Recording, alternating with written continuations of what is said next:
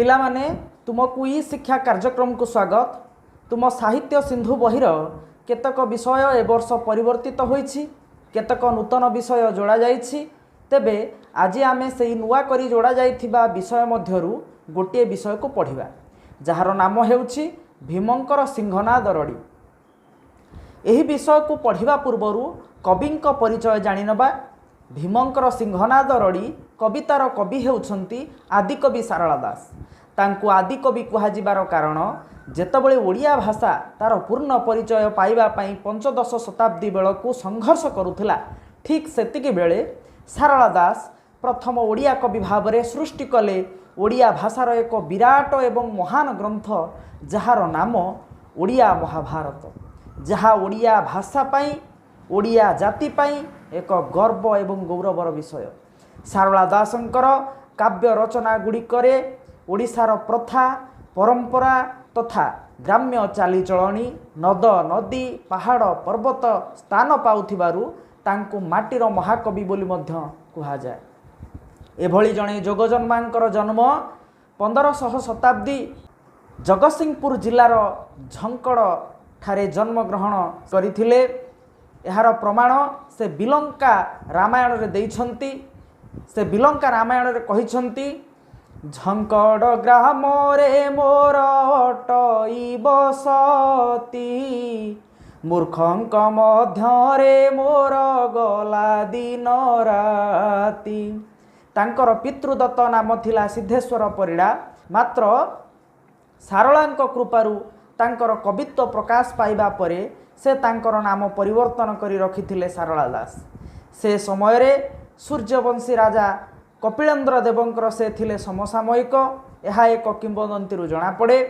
तांकर श्रेष्ठ कृति गुड़िक मध्यरे रहिछि ओडिया महाभारत, चंडी पुराण, विचित्र रामायण बा ताकु बिलंका रामायण मध्य कुहा जाए। यह होउछि तांकर कवित्वर निदर्शन। से जाति रे शूद्र तथा अपंडित मूर्ख बोली से निजको दर्शाई विचित्र रामायण रे सारलांक कृपारु ये सबु संभव बोली स्पष्ट करिछंती।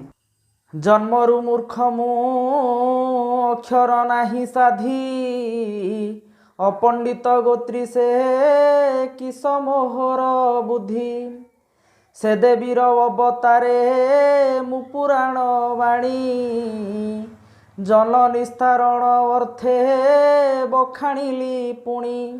मात्र यह तांकर बड़पण थिला। तेबे से जा हेउ से समयर ब्राह्मण मानकर आधिपत्य एते मात्रा रे वृद्धि पाइथिला, जहा फल से तांकर निजर सृष्टि को सुरक्षित रखिबा पई एभली एक पंथा ग्रहण करिथिले। आमे जे विषयटी वर्तमान पढ़िबा को जाउछंती ताहा भीमंकर सिंहनाद रड़ी शीर्षक कविता, जहा सारला दासंकर महाभारत ग्रंथर गदा पर्वरु उद्धृत होईछि। ए गदा पर्व कौन? तेणु करी मैं पर्व कथा बुझिबा। पर्व कहिले महाभारतर प्रत्येक खंड को पर्व बोली कुहा जाए। संपूर्ण महाभारत 18 खंड रे विभक्त एवं प्रत्येक खंड को पर्व बोली कुहा जाए। तेणु करी महाभारत रे 18टी पर्व रहिछि, यथा आदि पर्व, गदा पर्व, काईसिका पर्व, स्वर्गारोहण पर्व, यही भली अनेक पर्व रही। महाभारत भली भागवतर प्रत्येक खंड को स्कंद बोली कहा जाए। ओडिया भागवत 12 स्कंद। से भली भाव में रामायणर प्रत्येक खंड को कांड बोली कहा जाए। तेबे विषयटीर नाम रखा जाइछि भीमंकर सिंहनाद रड़ी। तेबे सिंहनाद कौन? मनरे प्रश्न आसुथिबो निश्चय। सिंहनाद कहिले यह एक वाद्ययंत्र जहा महिषीर सिंगरु सृष्टि होइछि। ता विषय आमे भल भाव रे पढ़िबा। एबे विषय वस्तु को चलो। पिला माने तुम स्क्रीन ऊपर बहिटी आसी जाइछि।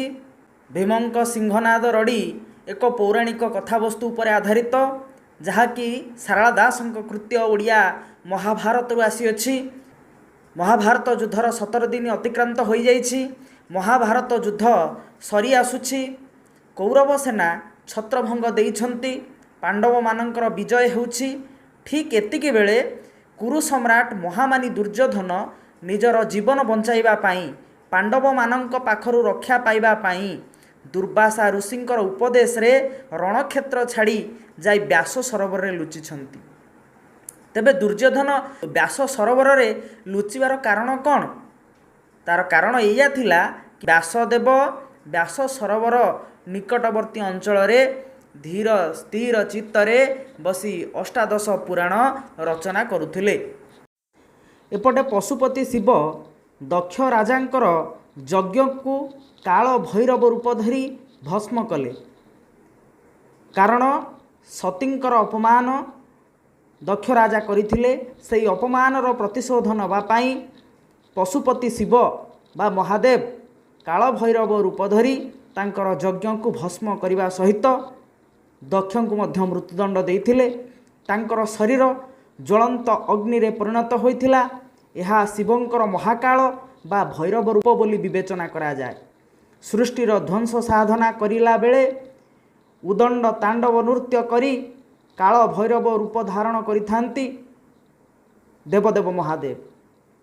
तेबे से निज शरीर को शीतल करिवा पाई व्यासदेव जो स्थान रे पुराण रचना करुथिले सही स्थान को बा सही व्यास सरोवर निकट को महादेव जाई पहुँची।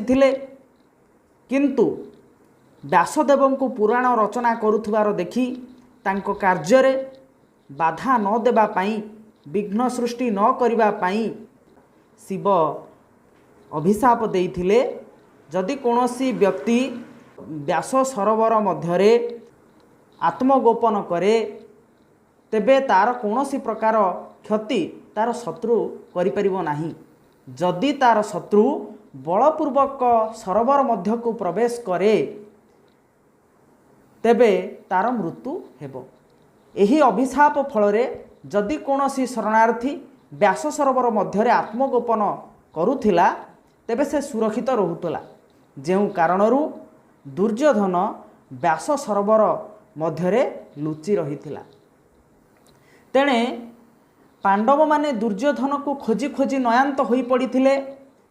पांडव माने दुर्योधन को खोजी खोजी पाउ नथिले कारण दुर्योधन जाई व्यास सरोवर मध्यरे लुचि बसिथिला। तार कोनोसी खबर न पाई हतोत्साहित होई पड़िले पांडव माने। पांडव मानकर सभा सान भाई तांको ना होची सहदेव। से आगत भविष्यत कथा सब जानी पारंती। से जणाइले जे दुर्योधन व्यास सरोवर रे लुचि रहिछि। ये कथा जानी पांडव मानक मध्यरे भाळेणी पड़ीगला जे किपरि दुर्योधन को व्यास सरोवर बाहर करा जिवो। कारण से माने जानिथिले व्यास सरोवर भितर को जदि पांडव माने जिबे तेबे सेमानकर मृत्यु हेबो। यह शिवंक अभिशाप थिला। एही समय सहदेव मने पकाई देले जे शिवंक निकट रे एक वाद्ययंत्र अछि जार नाम हेउछि सिंहनाद। जदि महादेवंक निकटरू एही सिंहनाद आनी रड़ी करा जिवो तेबे स्वर्ग मर्त्य पाताल प्रकंपित हेबो, प्रलय आसिबो। दुर्योधन से सिंहनाद रड़ी को संभाली न पारी व्यास सरोवर बाहरी आसिबो। ताहले दुर्योधन को व्यास सरोवर बाहर करिबा पाई हेले सिंहनाद आवश्यक। तेणु यही सिंहनाद शिवंक निकटरे अछि। शिवंक निकटरू सिंहनाद को किपरि अणाजिबो ताहा पांडव मानक मध्यरे चिंतार कारण होई पड़िला। महादेव केबे यही सिंहनाद को काहारी को देई नथांती कारण केवल से निजे ही यही सिंहनाद को सृष्टि प्रलय उद्देश्य रे व्यवहार करिथांती। सृष्टिर प्रलय समय आसिले तांडव नृत्य करी भैरव रूप धरी देवदेव महादेव सृष्टि को संहार करिवा आरंभ करि देइथांती एवं यही समय रे ही से सिंहनाद रड़ी करिथांती। शिवंक निकटरू ए सिंहनाद को आनिबार एक उपाय सहदेव बतैछंती। सहदेव मने पकाई देइछंती जे भीम शिवंक ठारू एक वर प्राप्त होइथिले। जेतबेले आश्लेषा नामक एक दैत्य कैलाश पर्वत को समुद्र गर्भ को निक्षेप करुथुला बा फोपाड़ी देउथुला, शिवंकर अनुरोध क्रमे ऋष्य मुख्य पर्वत रे अवस्थान करुथुवा भीम से अश्लेषा राक्षस को मारिथिले। तेणुकरी सही दिन शिव एक वर भीम को जाचिथिले, किंतु भीम से वर को परवर्ती समय रे मागिनेबे बोली कहिथिले। तेबे एबे प्रकृष्ट समय आसीछि। भीम बर माध्यम सिंहनाद को शिवंक ठारू मागी आनिबा पई सहदेव कहिसंती। विषय वस्तु का आमे जिबा जे सिंहनाद द्वारा ही दुर्योधन व्यास सरोवर बाहरिब, भीम द्वारा निधन हब। तेणुकरी भीम ही शिवंक ठारू एही सिंहनाद आनी रड़ी करिथिबा जोगु ए विषयर नाम भीमंक सिंहनाद रड़ी रखा जाइछि। ताहले एबे विषय को चल देखिबा। भीम सिंहनाद प्राप्ति परे ताहार बादन रे सौरमंडल रे भयंकर परिस्थिति सृष्टि होइछि। महालक्ष्मी सांत्वना को अग्राह्य करी दुर्योधनंकर विरोचित सम्मुख समर को आगमन आदि विषय वस्तु एठारे सुंदर भाव रे चित्रित करा जाइछि, सुंदर भाव रे उपस्थापित करा जाइछि। सारला दासंकर लेखा अत्यंत मनोरम एवं हृदयस्पर्शी होइछि। तेबे विषय को चल देख। आमे आवृत्ति करिबा। सहदेव बोइला स्वामी शुणिमा जगन्नाथ, ईश्वरं को सिंहनाद मागंतु पवनर सुत। गोविंद बोइले जेबे एमंत अछि भीम, बुद्धि हराई किंपे कलु तु मति भ्रम। एबे बहन तु विश्वनाथंकु सिंहनाद माग, रड़ीर नादे मान गोविंद बाहार हेहु बेग। ध्यानेण चिंतिला से पांडव सुंदर, आसन कंपिला जे देव शूलधर। प्रथमे आमे देखिबा सहदेव बोइला स्वामी शुणिमा जगन्नाथ। सहदेव होउछंती पंचम पांडव बा पांडव मानक मध्यरे सभा सान भाई। सहदेव कहिला, बोइला अर्थ कहिला, एथिरे केतक अपभ्रंश शब्द व्यवहार होइछि। से समय रे से शब्द गुड़िक ओडिया भाषा रे व्यवहृत हेउथिला। सहदेव बोइला स्वामी शुणिमा जगन्नाथ। एठी जगन्नाथ शब्द भगवान विष्णु को उद्देश्य रे व्यवहार करा जाइछि। ईश्वरं को सिंहनाद मागंतु पवनर सुत। ताहले ईश्वरं को सिंहनाद मागंतु पवनर सुत। ईश्वर कहिले एठी महादेव बा शिव आमे जानिछंती। मु पूर्वरु कहिछि तुमको जे महादेव बा ईश्वरंक पाखरे सिंहनाद रहिछि। तेणुकरी किए मागिबे ना सिंहनाद मागंतु पवनर सुत। तेणुकरी एठी पवनर सुत बोली काहाको कह जाइछि ना पवन सुत कहिले भीम बोली बुझा जाए। आमे जानंती जे पांडव मानकर माँ हेउछि गोटिए किंतु तांकर पिता हेउछन्ते भिन्न भिन्न। उदाहरण स्वरूप जे भली भाव आमे कहिले पवनर सुत बा पवनंकर पुओ हेउछि भीम, ठीक सेमती धर्मंक नंदन हेउछन्ती युधिष्ठिर। से भली भाव इंद्रंकर पुत्र हेउछन्ती अर्जुन। अश्विनी कुमारंकर पुत्र हेउछन्ती नकुल एवं पंडुंक पुत्र हेउछन्ती सहदेव। माँ एक किंतु बापा हेउछन्ती भिन्न भिन्न।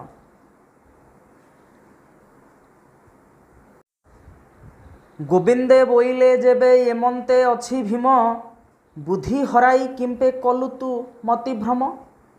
तेणुक जितेबाला से शुणी भीमंक निकटरे गोटे वर प्राप्त हबार सुजोग रही। तेणुक गोविंद कहले कृष्ण। तांको ना गोविंद कहीं गोपी भाषा रे दनई दास कहिचंती इंद्र हरिण शरण पशिला, गोपे गोविंद नाम देई गला। एठारे इंद्र गोविंद नाम देइथिबार जणागला। तेणुकरी गोविंद बोइले जेबे एमंत अछि भीम, बुद्धि हराई किंपे कलुतु मति भ्रम। किंपे कहिले किंपा, जदि तोर वर प्राप्त अछि तू शिवंक ठारू वर पाइबू ताहले तू मतिभ्रम काई घटौछु। तेणुकर कौन असुविधा अछि, किछि तो असुविधा हबार नाही। ताहले गोटे काम कर, एबे बहन तू विश्वनाथं को सिंहनाद माग। कृष्ण कहउचंती ताहले तू एबे विश्वनाथं को सिंहनाद माग।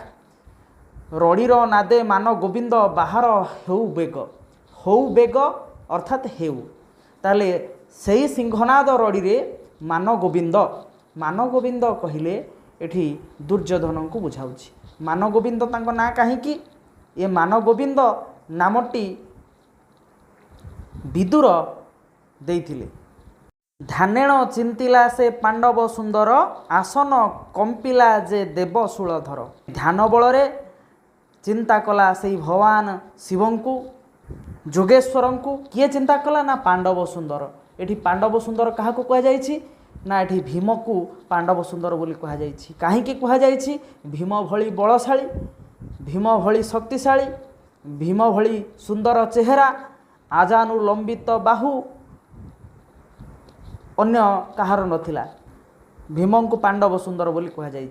तबले ध्यान कला भीम सेतबले कौन है ना आसन प्रकंपित है। कहार आसन प्रकंपित है ना देव शूलधर। शूलधर शूलधर शब्दर अर्थ होउची शूल कहिले त्रिशूल, धर कहिले जे धारण करिसंती। त्रिशूल जे धारण करिसंती तांको शूलधर कहा जाए। तेणुकर शूल पानी रे जहार तांको शूलधर बोली कहा जाए।